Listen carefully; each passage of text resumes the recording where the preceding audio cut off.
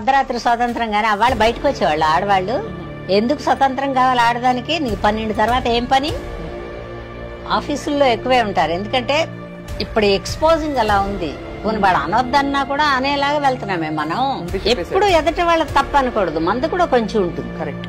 మన I been a huge fan of her acting. So ఇటువంటి ideas opinions ఇస్తుంటే it makes me little heart broken. అయ్యో మనకి favourite అనుకుంటున్నటువంటి ఆర్టిస్ట్ ఇలా మాట్లాడుతుంటే when they have problematic ideas that dichotomy as to what do we do.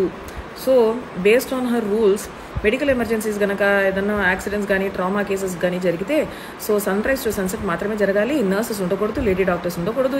ఈవిడ గారు కానీ ఈవిడ తెలిసినటువంటి ఎవరికైనా మన అందరికీ ఏదైనా మెడికల్ ఎమర్జెన్సీస్ వస్తే లేడీ డాక్టర్స్ అస్సలు ఉండకూడదమ్మా. సన్ రైజ్ టు సన్సెట్ మాత్రమే ఎమర్జెన్సీస్ అన్నీ జరగాలి. ఆ తర్వాత evening 6 PM to 6 AM only మగాళ్ళు మాత్రమే ఉంటారు, even with lady patients. So మనకి బయట ఏం పని? మనకి ఒంట్లో బాగాలేనప్పుడు కూడా మనము హాస్పిటల్లో ఉండకూడదు. 6 AM to 6 PM మాత్రమే మనం ఉండాలి. ఓకే, ఇదే రూల్ ప్రకారం పిల్లలు కూడా అర్ధరాత్రి పూట పుట్టకూడదు. గైనకాలజిస్ట్ ఉండకూడదు కాబట్టి according to these rules sunrise to sunset మాత్రమే పిల్లలు పుట్టాలి. అప్పుడే నర్సెస్ కానీ గైనకాలజిస్ట్ కానీ లేడీ డాక్టర్స్ కానీ ఉండాలి. ఓకేనా? జోక్స్ అపార్ట్, సూర్యోదయం ముందు పొద్దున 3:34కి లేచి పొలాలకి వెళ్ళి అక్కడే ద సో కాల్డ్ బాత్రూమ్ ఫెసిలిటీని యూజ్ చేసుకోగలము అని వెళ్తున్నటువంటి ఆడవాళ్ళు ఇంకా ఉన్నారు. ఎందుకంటే India is still a place where we don't have bathrooms in our villages in so many places. So ఇలాంటి ఒక సిచ్యువేషన్లో కూడా ఆడవాళ్ళు ఎప్పుడు వస్తారు, వాళ్ళని ఎలా మనము అసాల్ట్ చేయాలి అన్నటువంటి మైండ్ సెట్స్ ఉన్న సొసైటీ ఇది.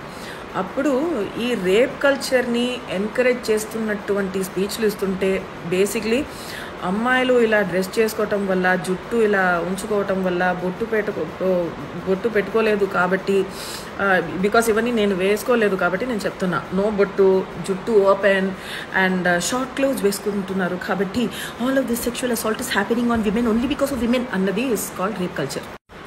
అయినా నిజంగా ఎటువంటి దుష్కర్మ ఉంటే ఇటువంటి భారతదేశంలో అమ్మాయిలుగా పుట్టడం ఎంత పెద్ద ఒక బ్యాడ్ కర్మ అన్నది ఇప్పుడే I'm thinking, why should we be born as women in this stupid country where we are getting advices from people. అమ్మాయిలకి బయట ఏం పని, అమ్మాయిల్ని ఎందుకు చదివించాలి, అమ్మాయిలకి ఎందుకు డౌరీ ఇవ్వకూడదు, ఇటువంటి కాన్సెప్ట్స్ని ఆర్గ్యూ చేస్తున్నటువంటి, డిఫెండ్ చేస్తున్నటువంటి సొసైటీలో 2024లో ఉన్నాము.